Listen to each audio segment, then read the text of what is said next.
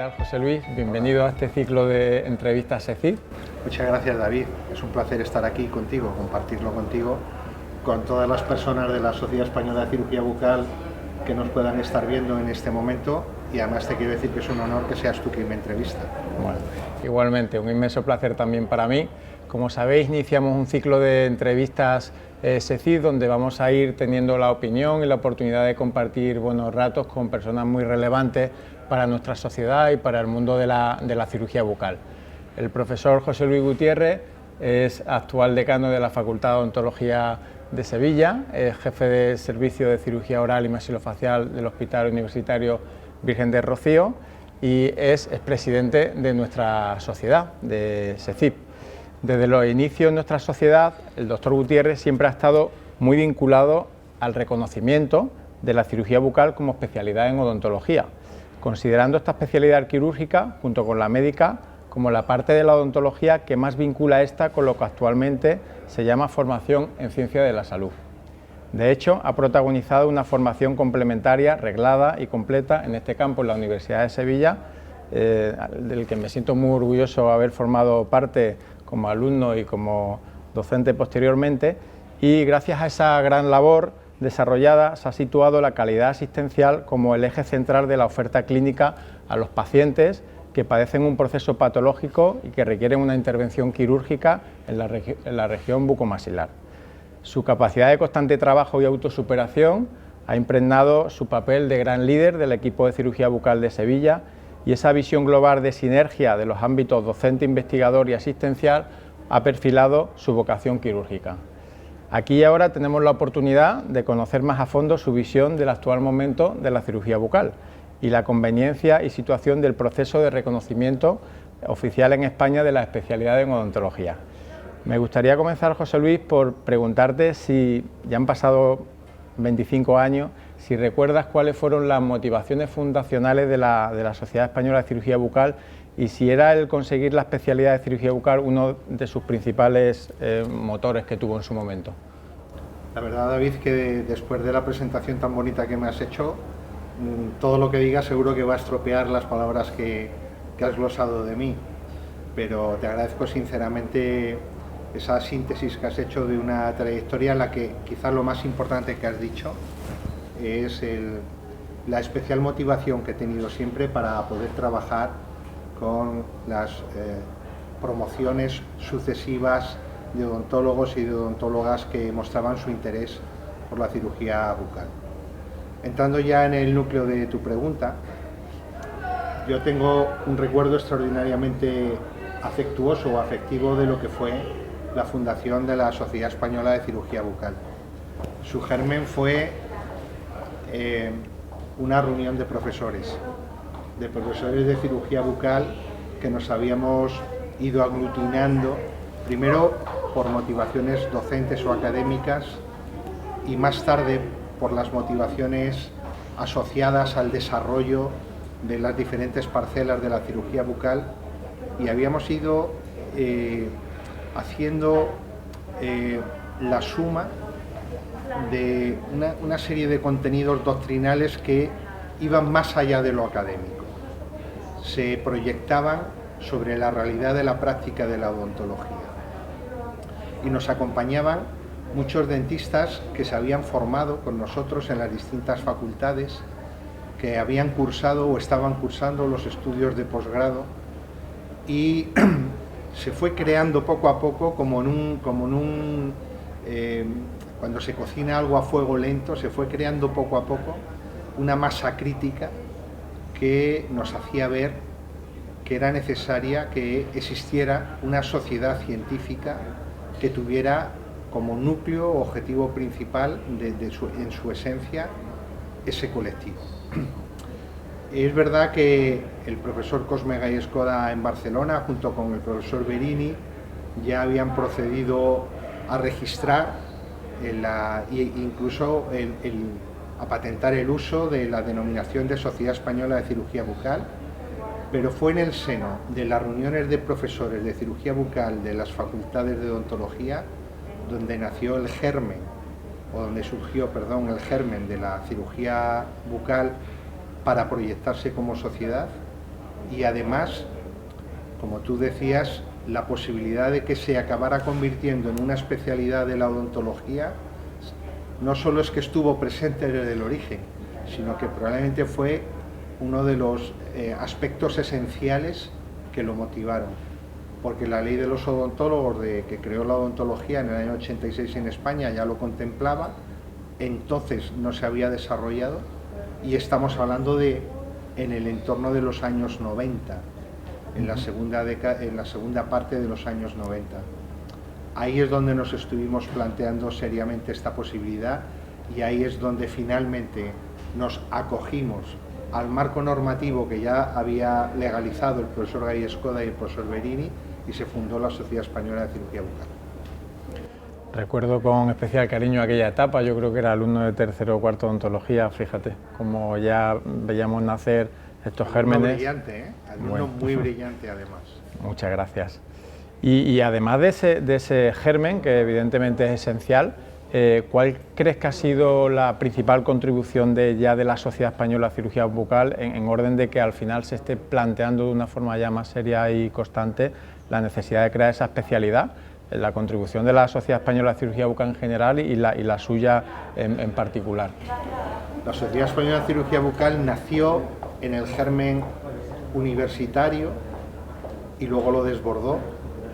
La Sociedad Española de Cirugía Bucal nació de un puñado de médicos estomatólogos y posteriormente se inundó con odontólogos y con odontólogas, y la Sociedad Española de Cirugía Bucal acabó siendo algo mucho mejor de lo que nosotros en su origen habíamos producido como un esbozo de la misma, ¿no?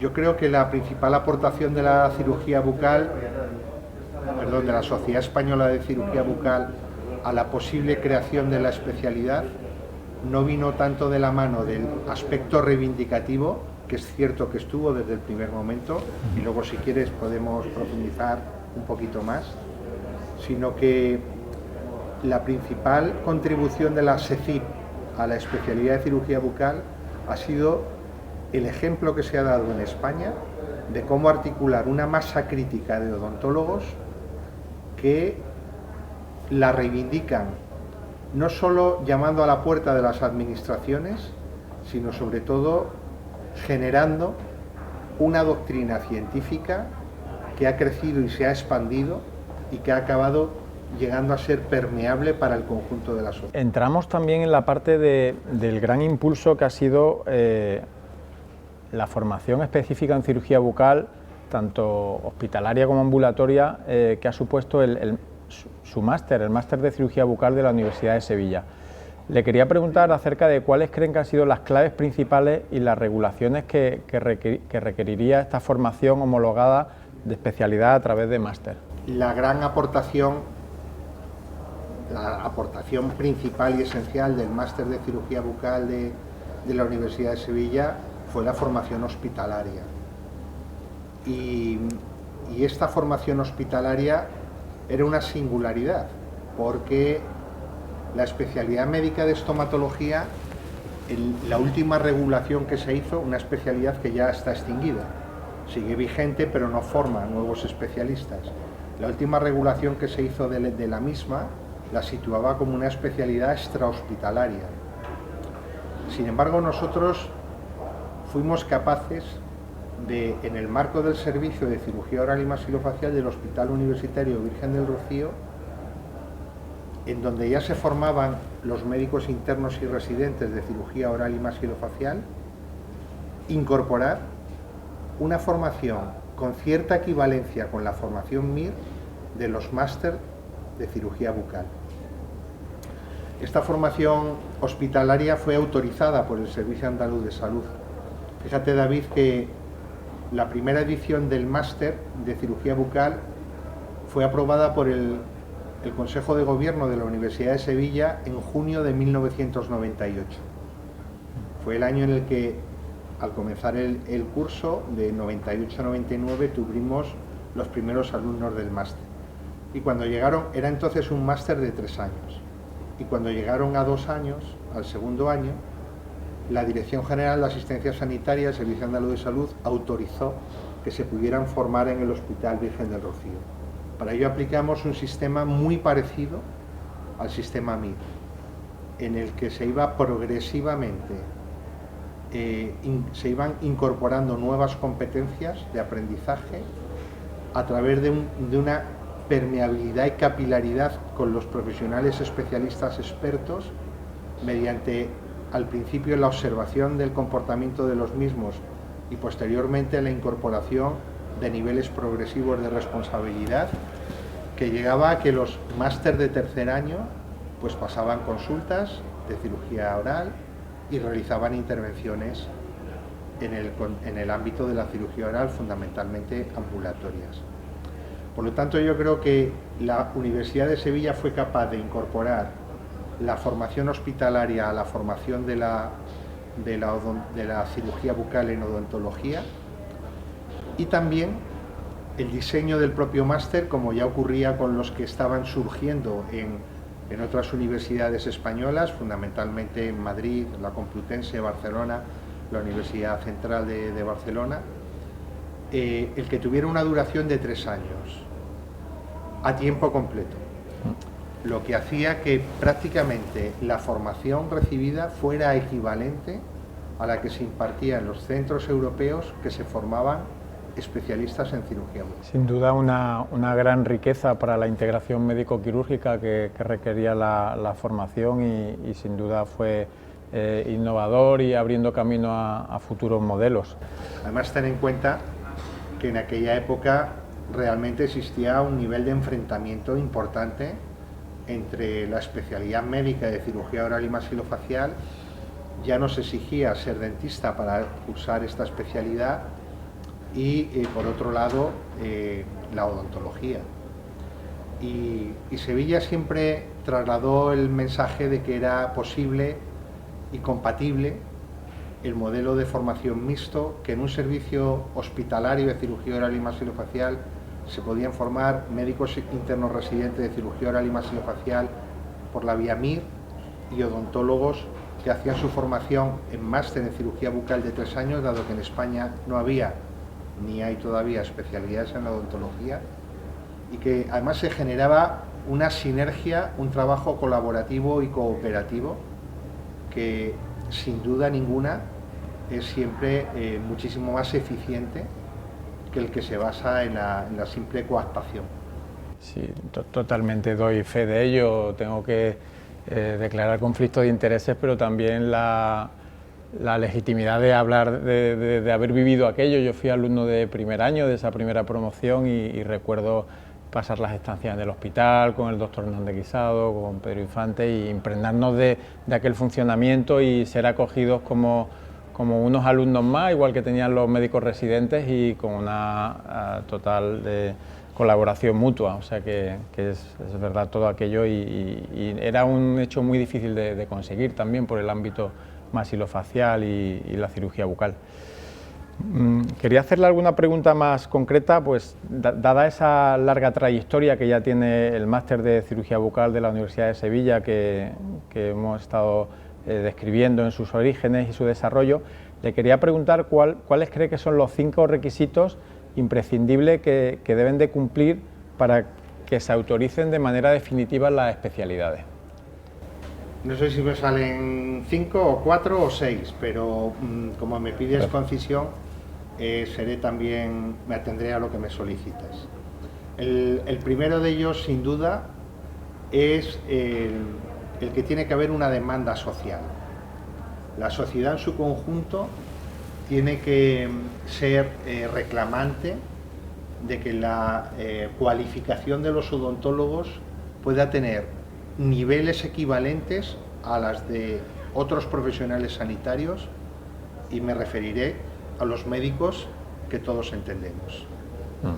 Y que esta formación posgraduada, reglada, sea para la sociedad transparente y además le genere confianza, porque supone una mayor cualificación del profesional y en consecuencia, una mayor calidad derivada de la mayor cualificación del profesional en la asistencia que presta. Luego ese sería el primero. El segundo tiene que haber un cuerpo de doctrina. Antes hice alguna referencia a la contribución que había hecho la Sociedad Española de Cirugía Bucal a ello. Tiene que haber un cuerpo de doctrina consolidado de la cirugía bucal. No puede, una especialidad odontológica no puede ser el resultado de una voluntad política o de una voluntad de un grupo cualificado de profesionales. Tiene que haber un cuerpo de doctrina. Es decir, tiene que haber unos fundamentos científicos, tiene que estar suficientemente articulado el conocimiento, de manera que el acceso al mismo, de manera especializada, se pueda realizar con garantías. Eso sería el segundo de los criterios que me parecen imprescindibles. El tercero es que la profesión odontológica en su conjunto, otra cuestión es quién la representa. En determinadas parcelas la organización colegial, en otras parcelas la universidad o el conjunto de universidades, probablemente articulada en las conferencias de decanos, en otras parcelas, en las del conocimiento, las sociedades científicas. La profesión en su conjunto tiene que tener consenso. Yo no veo posible que se pueda estructurar una especialidad si una parte mayoritaria o una minoría muy representativa de la profesión está en contra. ¿Vale? Tiene que existir consenso. Sería la tercera. La cuarta es que tiene que haber una masa crítica de odontólogos que estén dispuestos a acceder a la especialidad. Y la masa crítica no es solo expresión de una voluntad, sino que se haya producido movimientos previos que permitan identificar que esa masa crítica existe. Por ejemplo, cada vez vemos que los jóvenes odontólogos y las jóvenes odontólogas españolas se acercan más al ámbito de la cirugía. ¿Cuántas promociones ya se han formado de máster en cirugía bucal con unos estudios muy equivalentes en duración y contenidos a los que cursan los que hacen la especialidad en los países de la Unión Europea? Esa masa crítica tiene que existir. Yo creo que para cirugía bucal existe y sería el cuarto requisito. Y el quinto, y me parece muy importante, es que se tienen que aceptar las reglas del juego.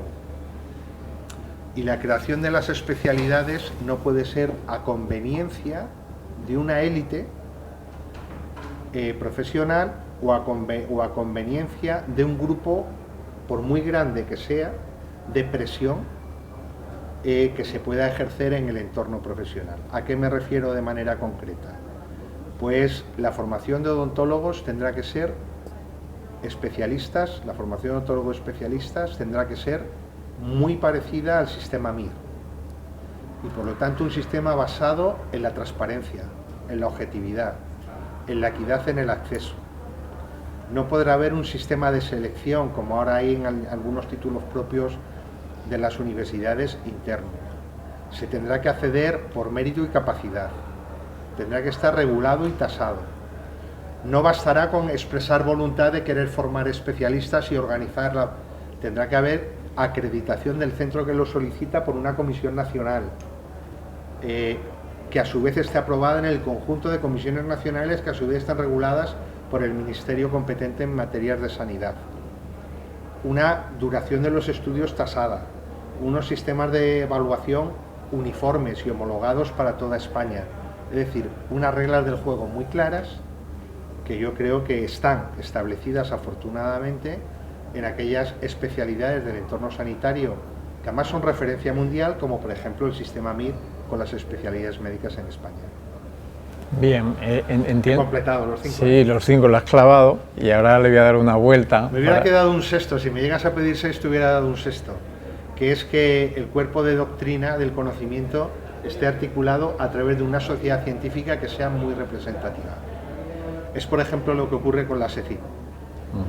No cabe duda que la Sociedad Española de Cirugía Bucal representa al colectivo de odontólogos inquietos, de odontólogos motivados por la cirugía bucal. En ese sentido es bastante fácil que al disponer de una sociedad científica representativa, los intereses de esos colectivos puedan ser trasladados a los ministerios competentes y puedan estar presentados encima de la mesa en el que se debaten las especialidades. Muy bien, pues lo ampliaste a 6 y por darle una vuelta has hablado de las 6 claves, los 6 pilares. ¿Qué status quo le ves a cada uno de ellos? ¿O no están conseguidos todos esos pilares? No estamos tan cerca de estar en los 6, pero ¿qué opinión tienes de cada uno de ellos en cuanto a que ya los tenemos y otros no, están lejos? Bueno, básicamente, y empezando por la parte del final, la Sociedad Española de Cirugía Bucal ha desbordado, es decir, la Sociedad Española de Cirugía Bucal tiene que tener cuidado de no empezar a tener sufrimiento por éxito, porque a veces siempre se dice, o decía el refrán, se puede morir por éxito. La Sociedad Española de Cirugía Bucal tiene un despliegue de profesionales absolutamente impresionante que ha desbordado las previsiones que teníamos cuando la fundábamos. Cuando nos reuníamos a final de los 90 los profesores de cirugía bucal, éramos un grupito que luego nos íbamos a comer sin haber reservado ningún sitio. Y hoy día la SECIP organiza congresos que son de los de mayor envergadura, junto con sociedades como SEPA, como SEPES, con la SEDO, está situada a ese nivel y por lo tanto creo que eso está conseguido. Creo que está conseguido el que hay un cuerpo de doctrina y ahí sin duda también viene muy avalado porque la motivación principal venía del entorno universitario, como hemos dicho, que fue también la que alumbró la Sociedad Española de Cirugía Bucal.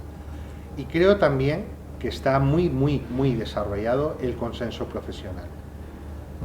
En este momento, ya incluso desde el año 2015, que fue el primer pronunciamiento público de la organización colegial, la Conferencia Nacional de Decanos y las Sociedades Científicas, y recientemente se ha vuelto a formular, incluso por escrito, y se ha trasladado al Ministerio de Sanidad, esta demanda de la necesidad imperiosa de la creación de las especialidades. También creo que la sociedad española entiende que necesita poder manejar con mayor capacidad de transparencia el nivel de cualificación de los profesionales que la atienden, porque todos estamos viendo los problemas de la publicidad engañosa y todos también estamos sufriendo el que algunas veces las denominaciones de algunos cursos de posgrado inducen a la confusión, porque a veces basta con tener el recurso a un nombre que sugiere y la sociedad puede interpretar que eso subyace o debajo de esto hay una especialidad, cuando lo que hay es una formación mínimamente complementaria. Nos queda todavía el que las reglas del juego estén aprobadas por las autoridades competentes. Ahí estamos. Que estén aprobadas y que la profesión esté dispuesta a aceptarlas. Yo creo también puede haber polémica o juego de intereses. Yo creo que ahí se ha superado o se está superando. Esto es un proceso lento y yo creo que se va superando. Yo creo que la profesión odontológica está entendiendo el mensaje. Quedan todavía algunas cuestiones por resolver, como la reserva de la competencia profesional, que pudiera llevar aparejada o no una especialidad. La odontología está proponiendo especialidades que no supongan reservas exclusivas del ámbito de la competencia profesional y algunos otros flecos que ciertamente, tienes razón, tenemos que seguir trabajando en ellos. Pero cada vez estamos más cerca. Bien, cada vez estamos más cerca. Bueno, pues en ese cada vez más cerca, ¿lo ves ya de una forma inminente la consecución de las especialidades o más no se le puede poner todavía, evidentemente, fecha, pero corto plazo a lo mejor no se le puede poner? ¿Cómo lo ves? Pues mira, David, yo soy de una generación que contigo lo puedo decir además cómodo porque como has dicho fui tu profesor y en cierta medida tu maestro y por lo tanto nos separa una franja de edad. Yo soy bastante más mayor que tú y pertenezco a otra generación, aunque los dos compartimos el que hemos presidido la Sociedad Española de Cirugía Bucal, que ya indica la elasticidad de esta sociedad, ¿no? Cómo ha ido incorporando la savia nueva que, por ejemplo, en aquel momento tú representaste. Pero te decía que yo pertenezco a una generación que nos tenemos que conformar con saber que caminamos hacia el horizonte. y pertenezco a una generación que tiene muy aprendido que el horizonte no se alcanza. Yo no quiero, no tengo el interés en llegar a la línea en la que aparece ya a partir de ahí el tajo en el que se acaba el camino que yo recorría. Yo creo que mi generación, y es la generación de personas como yo, hemos hecho la contribución que teníamos que hacer, que era colocando a la odontología en este camino, enseñando cuál es la dirección probablemente del horizonte que buscamos, y con 3 niveles de actuación de los que me siento muy orgulloso. Yo siempre apoyé a la cirugía bucal, siempre impulsé la Sociedad Española de Cirugía Bucal y siempre he promovido el que haya especialidades en odontología. A partir de ahí, cuando lleguen las especialidades, encantado. Aplaudiré como el primero y tendré ese especial sabor agradable que deja la experiencia cuando uno sabe que contribuyó a que ello pudiera materializarse. Por lo tanto, creo que estamos en un buen momento, pero cuando se está grabando esta charla que estamos teniendo amable, estamos todavía en pleno conflicto bélico con Ucrania, saliendo de la pandemia, y todos tenemos que entender que en estos momentos las autoridades no van a dar prioridad a establecer el marco regulador de algunas especialidades que tienen que terminar de establecerse en España. Pero cuando salgamos de esta contingencia, cuando superemos estas crisis, ahí va a estar. Y ahí va a estar la Sociedad Española de Cirugía Bucal, ahí va a estar la masa crítica de profesionales, ahí va a estar la doctrina de conocimiento que estamos cada día haciendo crecer, y ahí va a estar la sociedad demandando una asistencia odontológica de mayor calidad y cada vez más cualificada. Muy bien, pues empezamos estas preguntas hablando un poquito del rol de SECI en los orígenes de todo este largo camino y este horizonte, y hemos avanzado y llegado al momento que describes, ¿no? Y entonces me gustaría volver a preguntarte por el rol. Eres un referente para SECI y eres miembro del Consejo Consultivo. ¿Qué rol crees que debería de jugar ahora la Sociedad Española de Cirugía Bucal en esta fase del horizonte que se busca? Porque es una situación diferente al rol y la misión que tuvo en un origen. Yo creo que en estos momentos la Sociedad Española de Cirugía Bucal tiene que tener paciencia.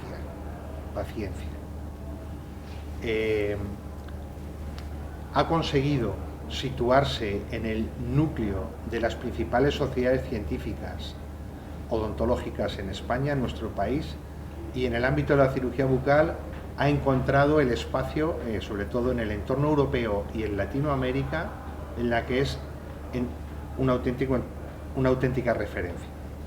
Recientemente la Sociedad Española de Cirugía Bucal ha firmado un acuerdo con algunas sociedades latinoamericanas para fortalecer los vínculos, incorporarse miembros de la SECIP a la IAOMS, y en la vertiente europea, pues desde el desarrollo del BOAR europeo, de la EFOS, de la Sociedad Europea de Sociedades o Federación Europea de Sociedades de Cirugía Bucal, la SECIP ha desempeñado un papel protagonista. Ahora el reto que tenemos por delante de la especialidad requiere paciencia. En segundo término, la SECIP tiene que saber cuáles son, toda vez que el futuro ya no es el que era, cuál es el futuro que quiere la SECIP en los tiempos próximos que se avecinan, sobre todo en el medio y en el largo plazo, porque digo que el corto está muy impregnado por las crisis que hemos comentado y las contingencias. Yo creo que la SECIP tiene que seguir acogiendo a las generaciones de jóvenes odontólogos. Tú, cuando fuiste presidente, tomaste la iniciativa de crear SECI Joven, y ese tipo de actuaciones orientadas a la captación del talento de los jóvenes odontólogos me parecen críticas. La SECIP tiene que ser una sociedad de acogida del joven talento que emerge en las facultades de odontología. Todo esto sin olvidar ni despreciar a los que generacionalmente se van haciendo mayores, pero han sido claros referentes, pero en ellos no está el futuro. En tercer lugar, creo que la SECIP tiene que hacer un rediseño de el entorno de relación con la industria odontológica en España y en Europa. Las sociedades científicas están cambiando mucho porque las reglas del juego de la propia industria en los ámbitos de competencia y de desenvolvimiento económico de la industria que da soporte y patrocinio a la odontología, aparte de hacer transferencia del conocimiento con las innovaciones, se está transformando. Y la SECIP tiene que medir si su relación con la industria se basa en la competencia con otras sociedades o puede ofrecer algo más. Y conoces porque, como has sido mi discípulo, y lo eres desde hace tantos años, yo apuesto mucho más por las alianzas estratégicas, incluso con la industria, que por las relaciones o acuerdos comerciales. Y yo veo a la SECIP acogiendo el joven talento y también generando un entorno de alianza estratégica con aquellos agentes sociales, también económicos y empresariales, que van a tener protagonismo en los próximos años.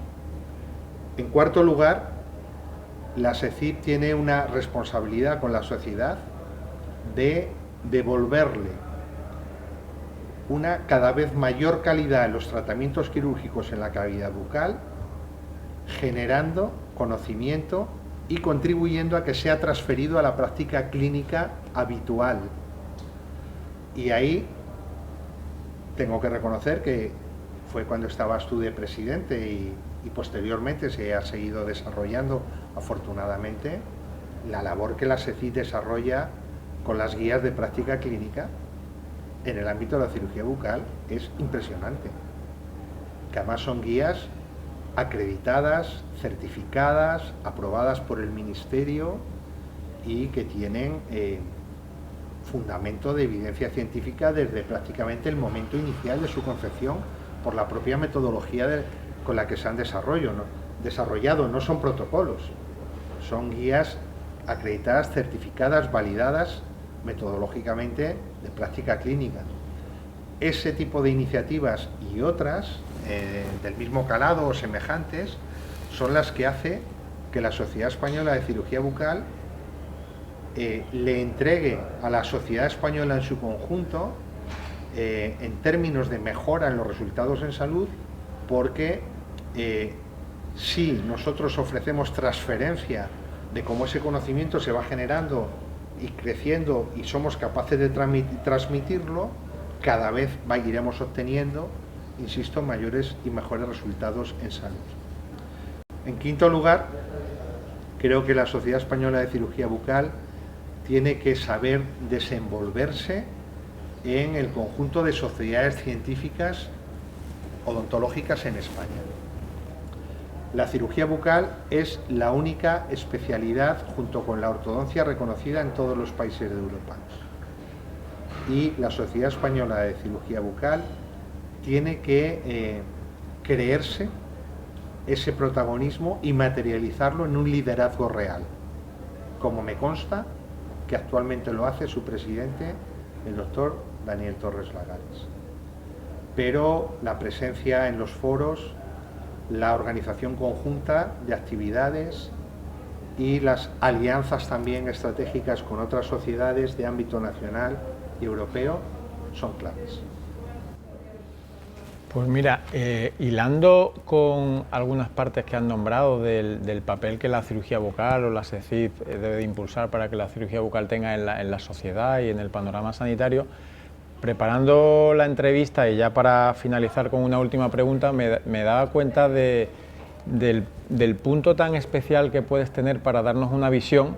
Yo soy un apasionado de la montaña y reflexionaba cómo José Luis, desde un punto tan alto, tiene la vertiente de poder sumar a su perspectiva la parte docente, catedrático de cirugía bucal, La parte asistencial, pues cirujano maxilofacial, cirujano oral, en el hospital, en la Facultad de Odontología, en la práctica privada en su momento, y también la parte asistencial, no solamente por la gestión de la Facultad de Odontología como decano o del Servicio de Cirugía Oral Maxilofacial como jefe de servicio, sino por la etapa que estuviste al máximo nivel de gerencia del Servicio Andaluz de Salud.